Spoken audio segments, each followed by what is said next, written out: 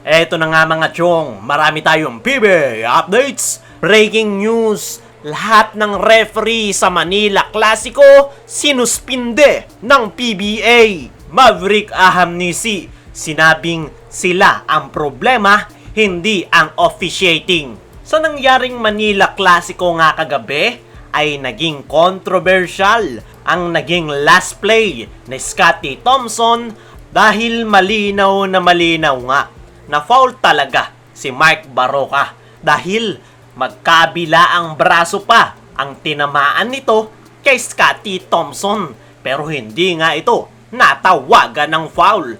Kaya naman maraming ang Barangay Ginebra fans ang nagsasabi na hindi naging maganda yung tawagan sa last minute ng laro. Maging si Coach Tim Cone, Scottie Thompson at iba pang player ng Ginebra ay disappointed sa mga referee dahil napaka-crucial nga sana yung layup na yon ni Scottie Thompson. Pero kung marami ang sinisisi yung referee ay iba itong si Maverick Ahamnisi dahil inamin niya nito na obviously ay hindi nga daw siya masaya sa naging resulta ng laro. Pero wala nga daw kasalanan yung referee dahil masyado nga daw silang nagkampante at napabayaan yung kanilang 26-point lead at wala nga daw dapat silang sisihin kundi yung kanilang sarili. Pagdating dyan ay tama naman itong si Maverick Ahamnisi. Maganda yung panimula ng Barangay Ginebra noong first half. Pero pagpasok ng second half ay dito na nga nagkumpiyansa yung Barangay Ginebra at yan nga yung pinakadahilan kung bakit nahabol ng Magnolia ang kanilang malaking kalamangan.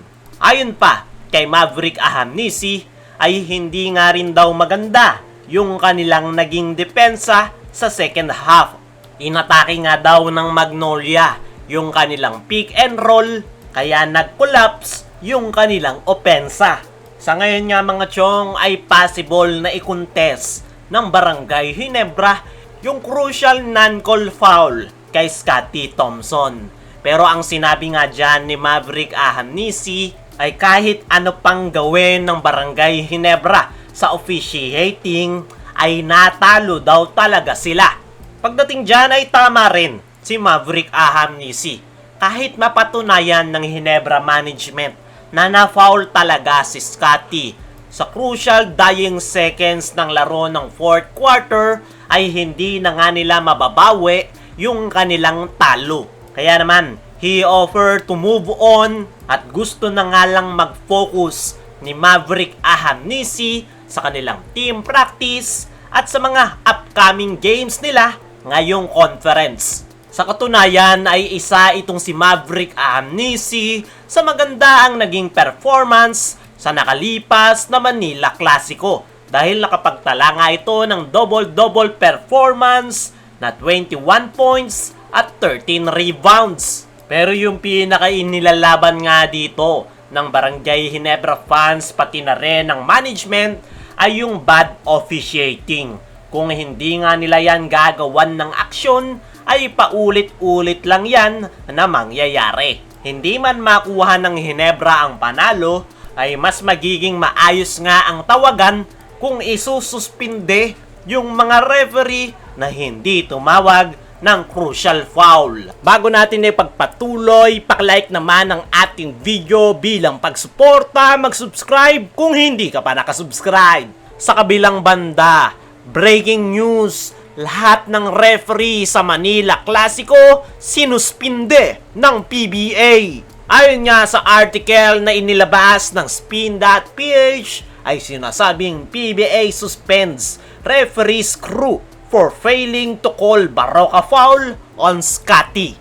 Ayon nga dyan mga chong ay hindi isa, hindi dalawa, kundi lahat ng referee na tumawag sa nakalipas na Manila Clasico ang sinuspinde ng PBA.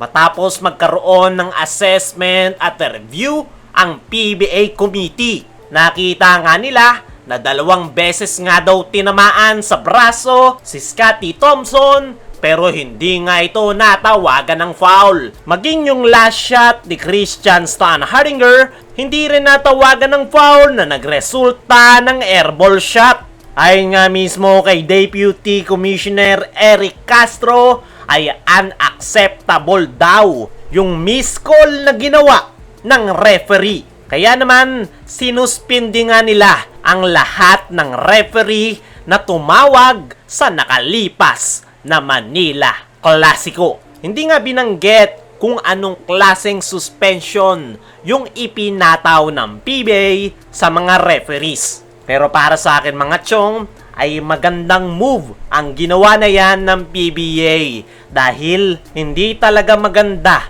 para sa mga fans yung crucial non-call foul.